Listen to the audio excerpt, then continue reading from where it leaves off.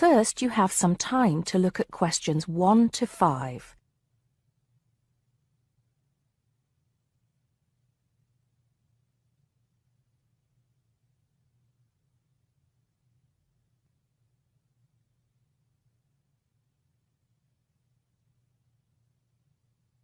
Now we shall begin.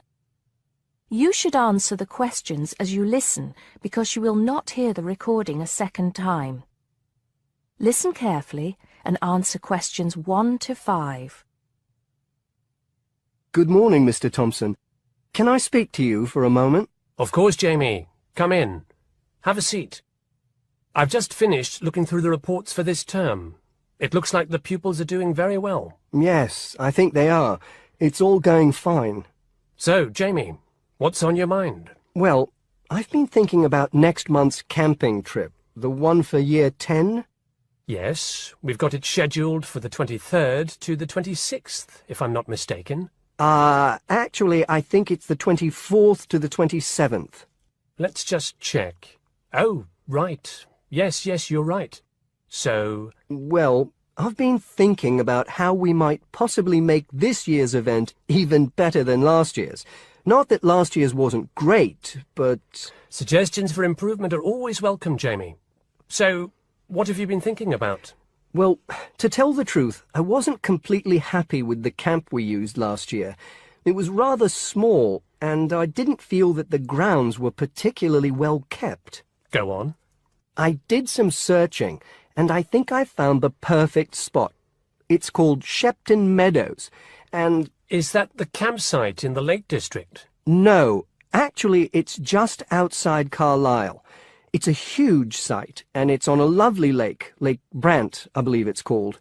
Half the site is forested, and the rest, the actual camping area, is grassy. For kids that rarely get to see anything more than concrete, it's ideal. And the facilities are amazing. There's a basketball court, a large pool, and a football pitch. There are well-marked trails through the forest for hiking, and the lake is there for swimming and other water sports. I believe there's even a lifeguard service. That sounds like it might suit our purposes perfectly. Did you happen to find out about availability and cost? Yes, as a matter of fact, I did. I called them yesterday evening, and there are plenty of spots available. And because we're a non-profit organisation, they said they would give me a reduction in the price. If I remember correctly, we paid £5 a head last year. Yes, per night, right? Yes, each child paid £10 for the 2 nights. Well, at this campsite, it's only £4 per night. And they told me that if we had over 50 children, which we do, they could give us a further 10% off. That's very reasonable, isn't it?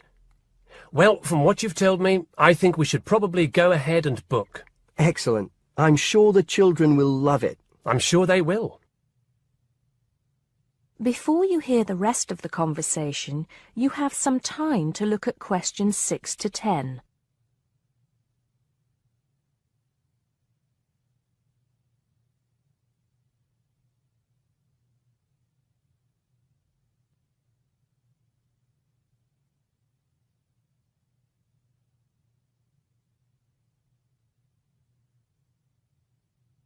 Now listen and answer questions 6 to 10.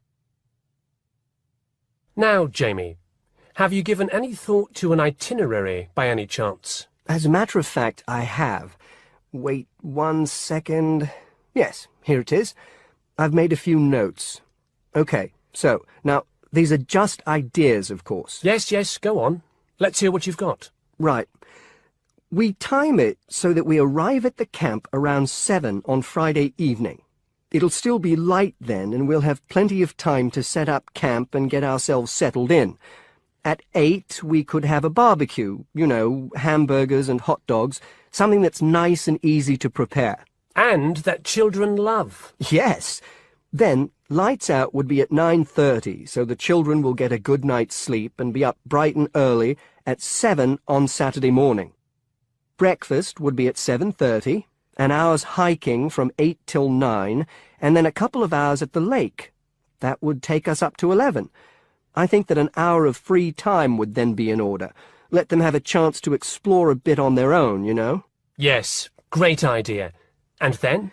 Let's see, a picnic lunch at 12, and then sports in the afternoon till 4. Another swim until 5, and then supper. After clean-up, around 6:30, we could have a talk-back session, where the children get a chance to discuss their day and anything else they might have on their minds. Then a campfire and sing-along at 8, back to the tents at 9:30, and, well, that takes care of Saturday. Excellent, excellent. That would certainly keep them busy. What about Sunday? Sunday, right.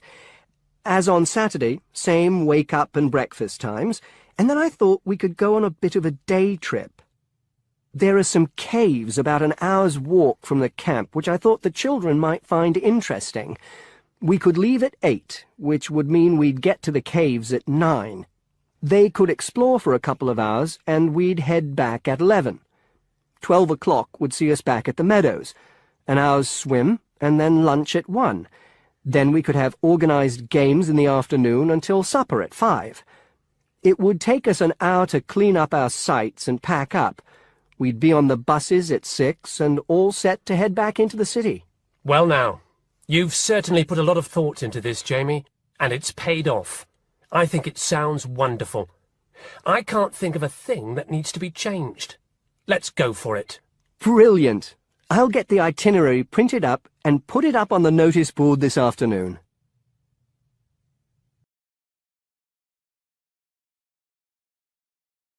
That is the end of part 1. You now have half a minute to check your answers.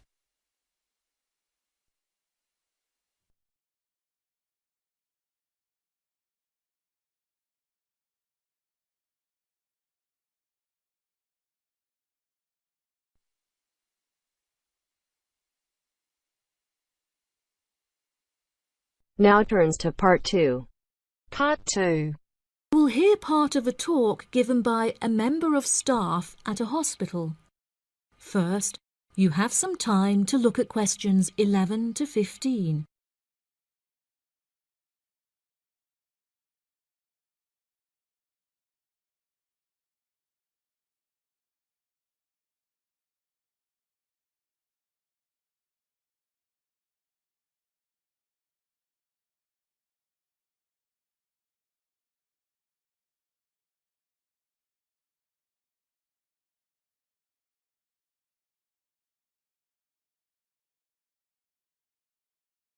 Now listen carefully and answer questions 11 to 15. Hello, and welcome to the homepage for the Healthy Hearing Medical Clinic and Surgery, where we'd like to share a little more information about the services we provide and more. Our hospital is one of the leading specialised hospitals in the United Kingdom, attracting the very best healthcare professionals from around the globe. Not only are we a leading medical practice, but we are also the only hospital in the United Kingdom dedicated entirely to the treatment of and research into the curing of hearing loss. Our facilities and staff here are renowned across Europe, attracting thousands of patients a year. Our consultations can number anything up to 11,000 patients a year. However, we aim to treat around 5,000 patients a year so as to maintain and ensure the quality of our services. Our patients are guaranteed the highest standard of care, as well as the use of our first-class facilities. All patients requiring overnight treatment are provided with their own private room with ensuite facilities, as well as a state-of-the-art entertainment centre, which includes a flat-screen LCD television and PlayStation. Appointments with our healthcare professionals can be made at any time during the week, with female doctors available between 8 a.m. and 11 a.m. If you need to see a doctor outside of these times, please visit the Out of Hours page of our website for more information. Our doctors are all trained to an exceptionally high standard and practice a vast array of specialities. Mr. Roberts is a fully qualified ear and throat specialist. Mr. Edwards is a pediatric hearing specialist. while Mr. Green specializes in reversing hearing loss. For more details about our people, please visit the staff members page on our website. During a consultation, doctors will sometimes decide medication is required, for which patients should receive a prescription. There are several pharmacies within the city. However, we recommend that patients use the pharmacy housed within our healthcare facility.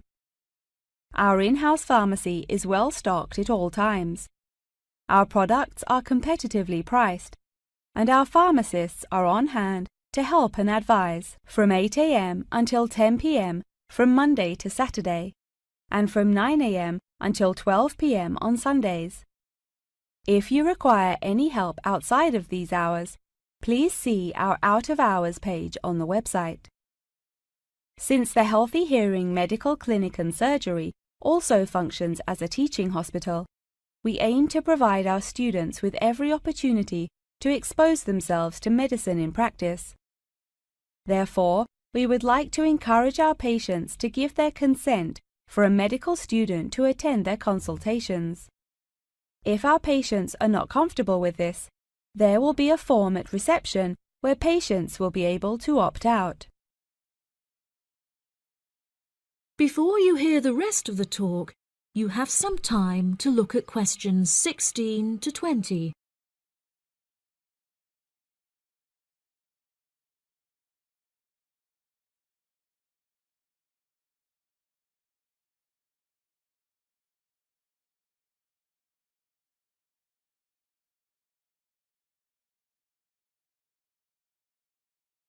Now listen and answer questions 16 to 20. Now, please look at the map I've given you of the Healthy Hearing Medical Clinic and Surgery. For those not familiar with our practice, reception can be found through the main door at the end of the corridor. If your consultation is booked with Mr. Green, you need to go through the main door and turn right by the nurse's desk, and his office is at the end of the corridor on your left-hand side. If you need to alter any of your personal details, please visit our secretary at the Office for Medical Records, which you will find next to the therapy room. If you're awaiting surgery, please first check in with reception before taking the first door on the right after you enter the clinic. Finally, in the event that you feel disappointed with any of the services we have provided, or have any further questions, please locate our manager's office, which can be found near the Office for Medical Records and between two closets. If you have any more questions about the Healthy Hearing Medical Clinic and Surgery, please do not hesitate to contact us on 01 256 111 111. That is the end of part 2. You now have half a minute to check your answers.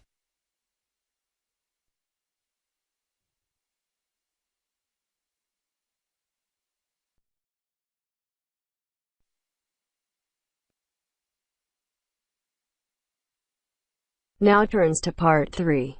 Part 3. You will hear a conversation between a tutor and two students, Amanda and Jake. First, you have some time to look at questions 21 to 25.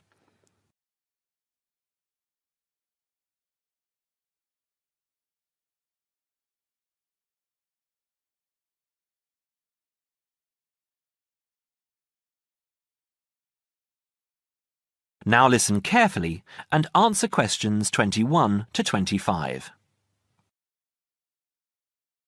So, Jake and Amanda, how did the project go? Very well, I think, Dr. Hinton. I certainly learned a lot and enjoyed myself at the same time. Me too. So, remind me, what was your project about? Basically, what makes successful people? Let's call them top achievers successful. Yes. How are they different from us? What do they do that other less successful people don't do? Interesting. And did you come to any conclusions? Quite a few, actually. Good. Share some with me then. Well, I'd always thought that a top achiever would be the sort of person who would bring work home every night and slave over it. But it appears not. Those types tend to peak early and then go into decline. They become addicted to work itself, with much less concern for results. We found that high achievers were certainly ready to work hard, but within strict limits. They knew how to relax, could leave their work at the office, prize close friends and family life, and spent a healthy amount of time with their children and friends. There's a lesson for us all there. Anyway, go on. It's also very important to choose a career which you enjoy, not just one that pays well or which assures you of a pension many years down the line. Surely that's important though, Amanda. Yes, I agree, but being happy in your work is far more important than anything else. Top achievers spend over 2/3 of their working hours on doing work they truly prefer and only 1/3 on disliked chores. They want internal satisfaction, not just external rewards such as pay rises and promotions. Before you hear the rest of the conversation, you have some time to look at questions 26 to 30.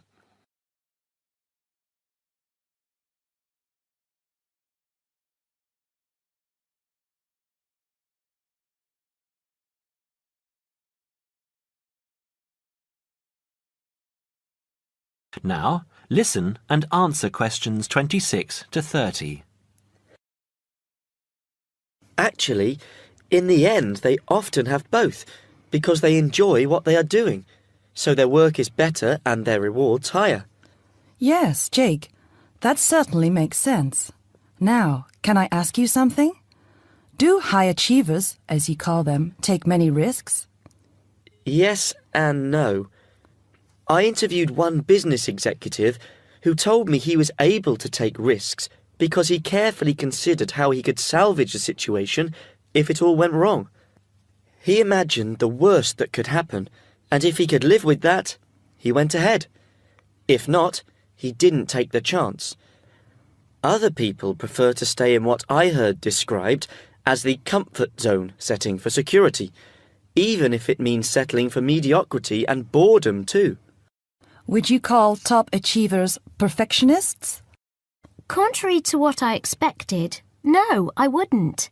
We came to the conclusion that a lot of ambitious and hard-working people are so obsessed with perfection that they actually turn out very little work.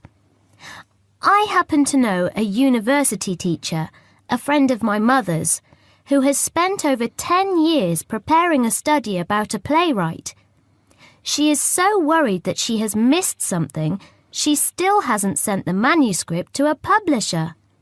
Meanwhile, the playwright, who was at the height of his fame when the project began, has faded from public view.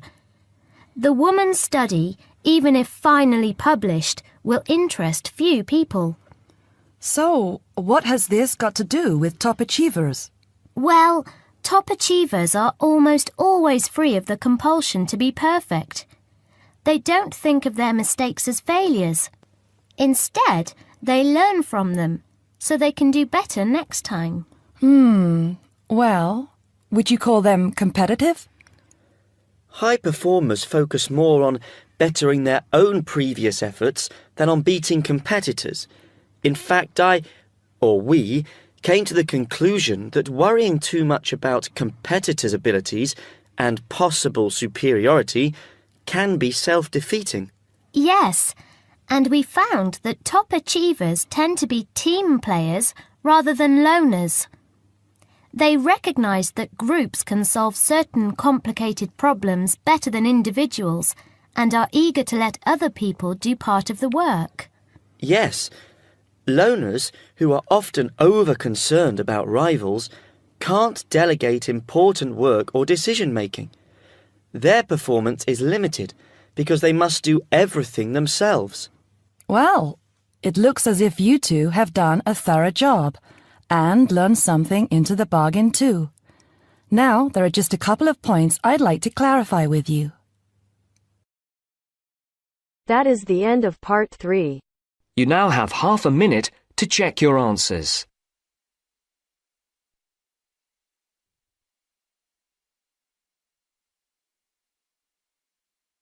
Now turns to part 4. Part 4. You will hear a talk on the research of architecture. First, you have some time to look at questions 31 to 40.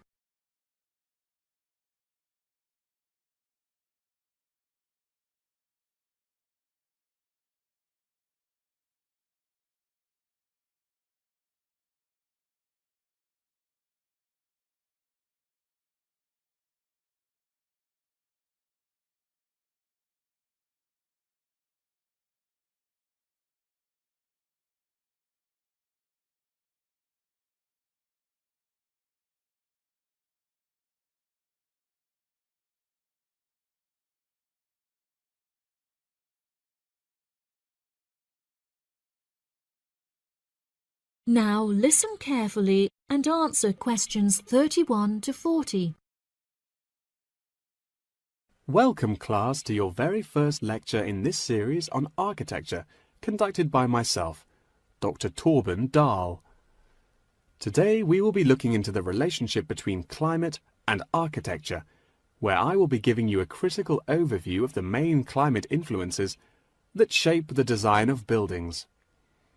Throughout this lecture series, we will be looking at the latest research into climatic design carried out by experts in the field, in addition to case studies and examples drawn from modernist practice, both in cities and rural areas.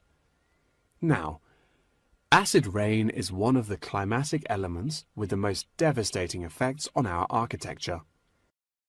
The chemicals in acid rain can cause paint to peel, corrosion of steel structures such as bridges, and erosion of stone statues. Since the 1970s, our government has been making great effort to reduce the release of these chemicals into the atmosphere, with positive results. Private organizations have also been raising awareness and funds, and recently received a huge donation from the bank. It is interesting to look at the studies that have been carried out into the effects of acid rain at varying altitudes. Research has shown that there are lower levels of acid in the damaging pollutants at higher altitudes, meaning that skyscrapers are much less vulnerable to the negative effects, as they are exposed to acid rain with far lower levels of damaging pollutants. Recently, the ALTA project was founded to carry out further research into acid rain. This project is directed towards studying the effects of acid rain on old, traditional buildings of stone construction that are vulnerable to damage caused by acid rain. Masonry is particularly vulnerable as it is easily corroded and weakened by the acidic chemicals. It is imperative that we protect these buildings, as they are valuable examples of our history and culture.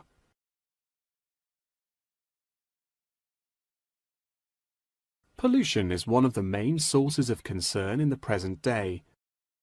The construction industry contributes considerably as a source of pollution in its day-to-day processes of creating building materials such as concrete and glass. However, more new sustainable methods are being developed to counter this. A recent case study for this is Sky Tower, whose windows have been made from recycled glass to prevent pollution from the glass-making process. Water is the most problematic element to be considered in construction. It is imperative that construction elements, such as the insulation, are fitted into the building in dry weather to prevent it from getting wet. This makes winter an undesirable season for construction, as the heavy rainfall can have adverse effects on the building. Another climate type that has an enormous effect on buildings is humidity. Constructions made of steel and stone are largely unaffected by humidity. However, it can have a serious effect on wooden constructions if the timber has not been correctly treated. Moisture from the air can condense in the grain of the wood, which then swells and shrinks in proportion to the magnitude of change in its moisture content.